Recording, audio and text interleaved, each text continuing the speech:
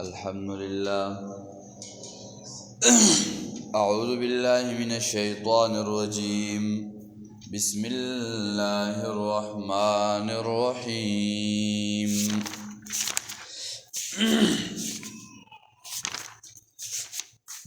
لقد كان لكم في رسول الله أسوة حسنة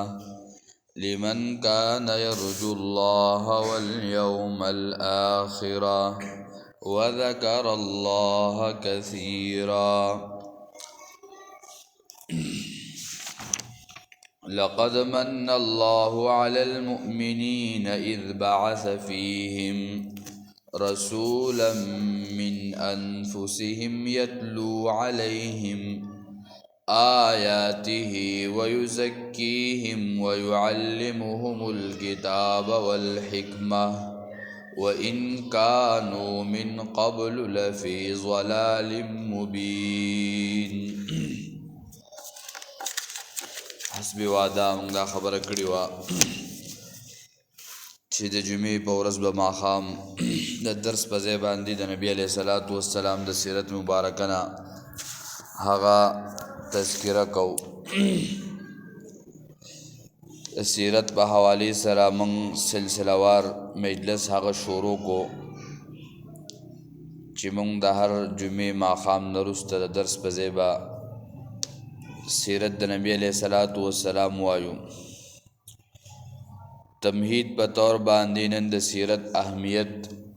او د سیرت معنا او د سیرت د کتابونو اقسام وغیرہ او د سیرت مقاصد او فواید کوشش وکړو چې دا په دې مجلس کې راغونډ شي. دا خبرې څومره چې د سیرت د نبی علیه الصلاة والسلام د دې د اهمیت خبرې او دا چې دا سیرت د مسلمانانو د پاره ازده کول د دې ویل د پدې پوهیدل او پدې او بیانول څومره اهم دي، نو هغه څه مختصر الفاظو کې هغه دا دي چې د نبی علیه الصلاة والسلام دا سیرت او زندگی دا الله د طرف نه د دې امت د پاره یو لوی بهترینه تحفه ده. او نبی علیه الصلاة والسلام فرمایي انما انا رحمت محدادة، زل الله د طرف نه تاسو ته تحفه شوی رحمت یما، یعنی د الله تعالی د طرف نه تحفه یما. یقینا چې نبی علیہ الصلاة والسلام سیرت زمونږ د پاره یو تحفه ده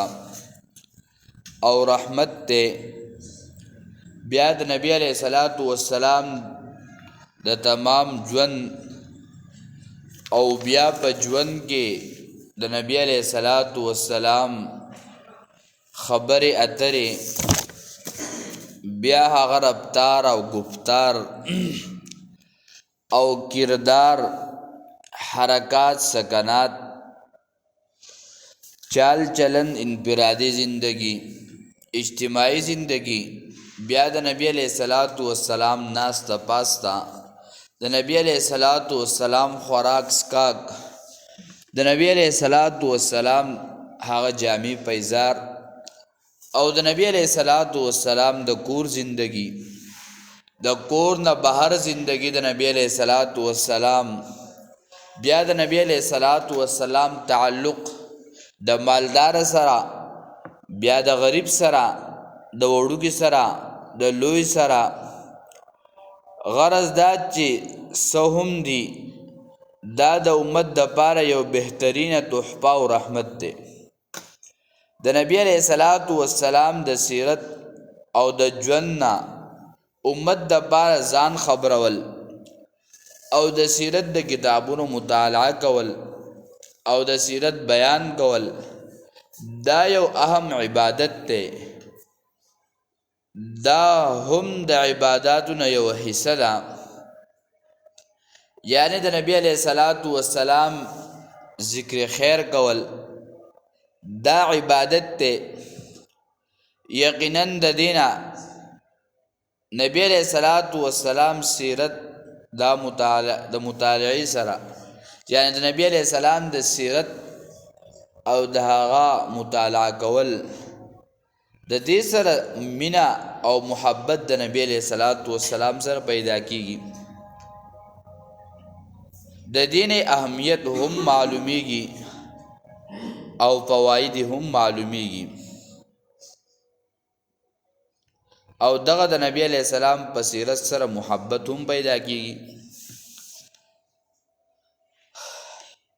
او دا د الله تعالی دا د رسیدو لار ده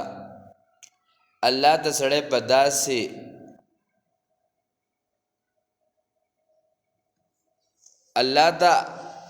په داسې طریقه باندې رسی ځکه الله پاک په خپل قرآن کې فرمایي سورہ ال عمران کې فرمایي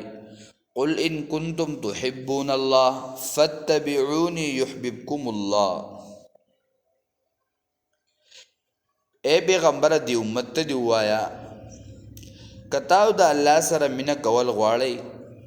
نو زما تابعداري وکئ نو الله به تاسو سره مینه وکړي ګوره د نبی علیہ السلام تابعداري د هغه زندگی او د اسوه حسنه سیرت اقتدا کول اتباع دا د سیرت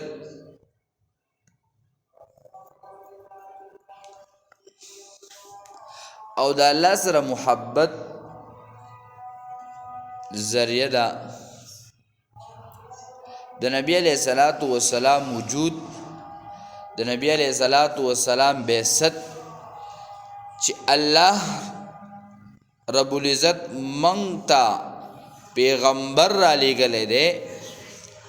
دا په هغه غنو انعاماتو کې او احساناتو کې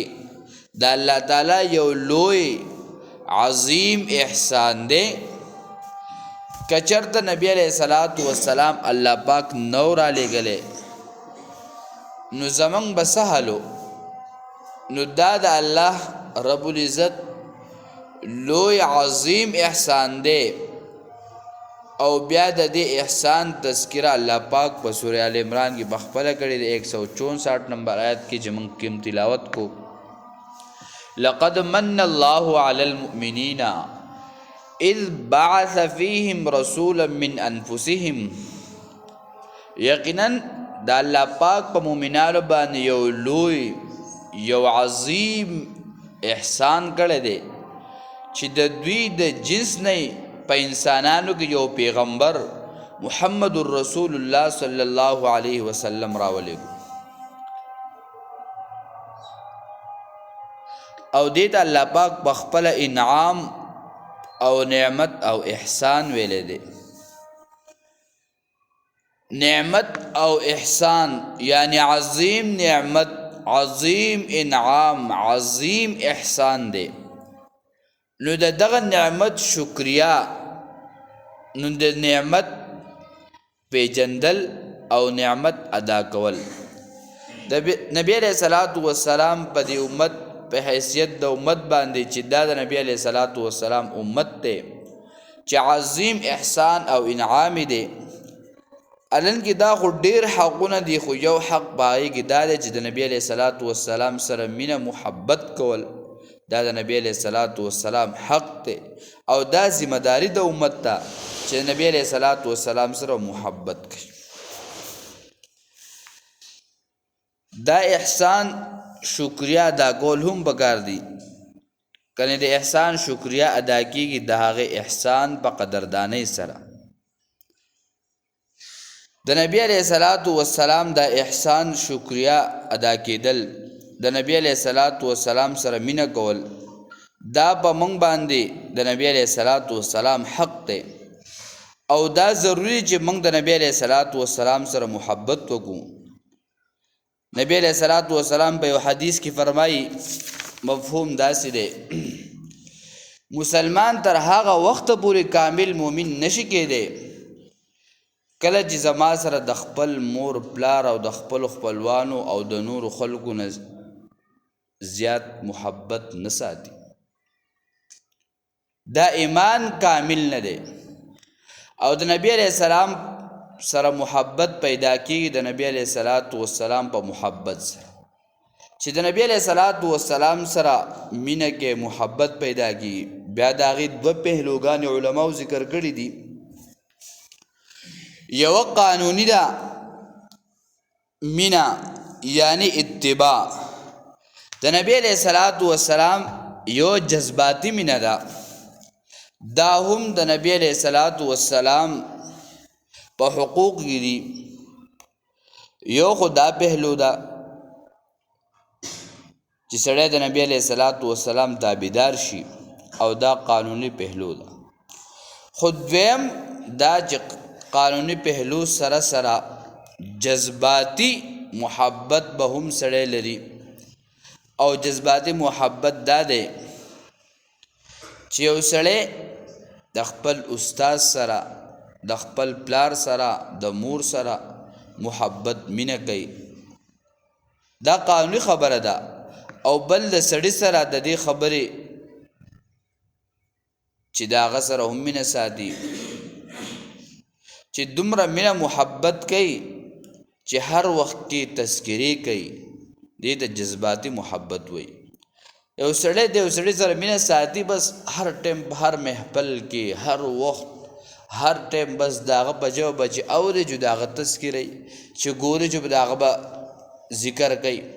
نو دغه ته علما ویلي دي چې دا جذباتي محبت دی دا دوانه ضروری دي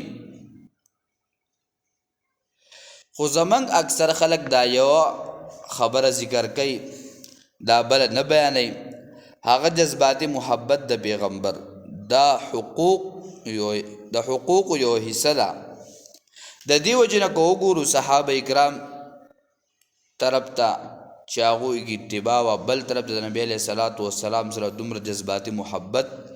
چې نبي علیه السلام د اودس اوبه به څاڅېدې نو هغه به یې راغستې او په ځان پورې به یې مږلې ټیک ده چې دغسې انداز کې محبت د پیغمبر نه علاوه د بل چا سره نه وي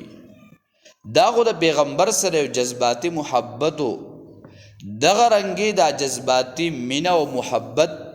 د نبی علیه السلام په مقابله کې هیڅ څوک نه منل دا غب د نبی علیه السلام سره چې کوم مینه محبت وي کم د زړه هغه سوچ فکر وي دا به د بل چا سره نه وي واقعاتو کې راځي حضرت عمر رضی الله تعالی عنہ بارکه چې کله نبی علیہ السلام حدیث هغه ذکر کو چې هغه کامل مسلمان نشي کېدی چې څوک زما سره د خپل مور پلار او د خپلوانو او د نور خلکو نه علاوه سیوا مینه نه کوي نو عمر رضی الله تعالی عنہ په دغه وخت کې زه ناست وم چې ما په دې زړه کې ووي چې اے نبی صلی الله علیه وسلم زما خو ستا سره جذباتي مینه ډېره سیوا ده خو لیکن د ښځې او د بچو دا مینه لږه غالبه ده دا قانوني محبت دا به وي قانوني محبت خو به هغه څوک په هر سړي کې دا به 100% وي او بیا د صحابو قانوني محبت دا هغوی 100% بالکل او دغه جذباتي محبت په طور دې ته فطري محبت هم وایي جذباتي محبت مطلب کم فطري محبت د انسان په فطرت کې بس محبت وي خامخا د انسان خپل د بچو سره د ښځې سره دغه فطري محبت وي خو قانوني خبره نه کو بلکې فطري عمر رضی الله تعالی عنہ دا قانوني محبت و باغ 100% په کامله طریقه سره خود د نبی علیہ السلام چې دومره د مور پلار او د بچو د مینه را باندې غالبه ده دای فطري وي چې دا فطرت می داسې دی بس دغه مینه ده نبی علیہ السلام ورته وفرمیل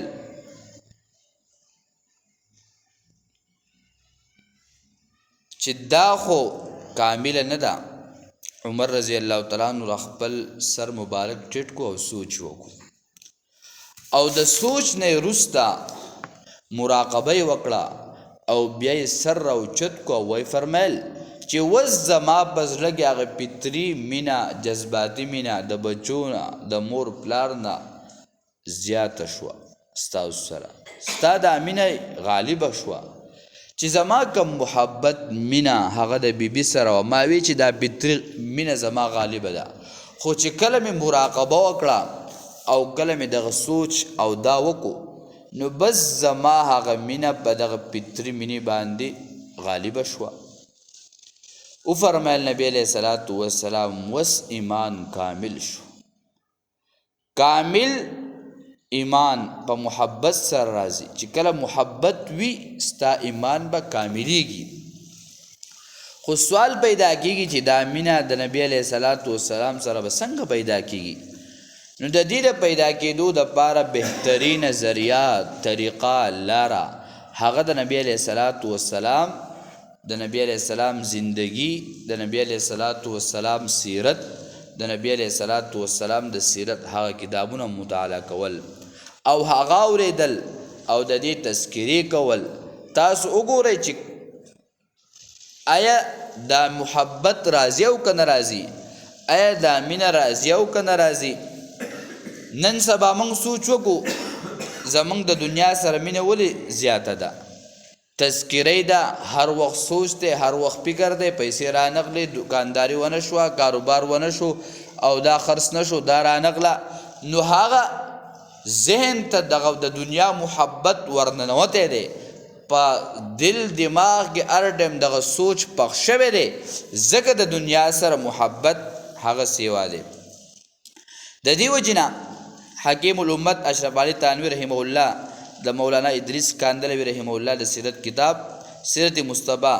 د هغې په تقریراتو کې لیکلي دي هغه وایي چې د سیرت د نبی علیه الصلاۃ والسلام معرفت د حاصلولو ذریعه د سیرت مطالعه ده چې کله یو سړی وایي چې ما د معرفت حاصل شوی او ما معرفت د نبی علیه الصلاۃ والسلام د سیرت حاصل کړی دی به کتابونه مطالعه کوي سیرت به ګوري نو دته به د سیرت هغه معرفت حاصلیږي او د نبی علیہ الصلوۃ والسلام د معرفت د حاصلو سره سره به د نبی علیہ الصلوۃ والسلام سره به مینه پیدا کیږي او د مینې سره سره به د انسانانو د مسلمانانو دا به جنت ته ځي او د نبی علیہ الصلوۃ والسلام سره به په معیت کې وي الله دې ټول مسلمانانو موږ ته نصیب کړي معیت چې مینه پیدا شو بس الله به په جنت کې د پیغمبر معیت درکړي او معیت دې موږ او تاسو ټول ته نصیب کړي موږ تاسو ټول غواړو چې موږ په جنت کې د پیغمبر علیه الصلاۃ والسلام نبی علیه الصلاۃ والسلام سره یو او د هغه په معیت کې یو د دې وجې د نبی علیه الصلاۃ والسلام سیرت به دا به پیژنې او د نبی علیه الصلاۃ والسلام دا پیژنګلو د محبت چې راځي او دا محبت پیدا کیږي او بیا د پیغمبر معیت ملاویږي او په قیامت کې ملاویږي په جنت کې ملاویږي نو د دې سره مولانا ادریس کاندلوی رحمه الله ذکر کړی دي چې سیرت مصطفی کې د سیرت اهمیت د هغې متعلق لیکلی دي او عجیبه خبره کړې ده هغه وایي ایک مسلمان مومن کے لیے اپنا جاننا اتنا ضروری نہیں جتنا محمد صلی اللہ علیہ وسلم کو جاننا ضروری ہے دیو انسان د پارا د ځان پیژندګلو ځان چې زه ځان وپېژنم دومره ضروري نه ده څومره چې دی د نبي علیه الصلاۃ والسلام پیژندګلو ضروري ده نو موږ او تاسو څومره ځان پیژنو 100% پیژنو د پیغمبر علیه الصلاۃ والسلام هغه سیرت په 100 کې 95% هغه به هم دی نو نبی علیه الصلاۃ والسلام د سیرت مینه محبت به څنګه پیدا کېږي چې موږ د ځان نه سوا د پیغمبر علیه الصلاۃ والسلام هغه سیرت هغه وپېژنو د دې وجې نه هغوی دا ولې چې کوم سړی د نبي علیه الصلاۃ والسلام سیرت نه پیژني نو د ده به ایمان او اسلام څنګه وپېژني دی خو ایمان او اسلام نشي پیژندی او چې ایمان او اسلام نشي پیژندی نو د ده به ایمان څنګه کاملیږي او بیا وایي مومن اپنی وجود ایمان میں سراسری وجود پیغمبر کا محتاج ہے. وای مومن بخپل ایمان او وجود دا ول پیغمبر د وجود محتاجی. ایمان او وجود معنی سره یعنی ایمان او اسلام دا وجود د پاره ضروری دی چې پیغمبر او پیژني او داغه وجود او داغه د پاره بیا یو آیات مفسرین ذکر کړل دی النبی اولا بالمؤمنین من انفسهم.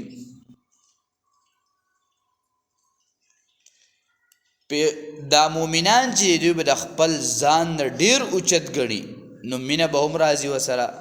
بیا به د ایمان هم ازده کېږي پیژنګلو به هم مخې ته راځي د نبي علیه صلات وسلام سیرت به هم پیژني ایمان دا به ځکه صحیح کېږي چې کله سړی خو ایمان وپیژني نبی علیه صلات وسلام سره محبت راشي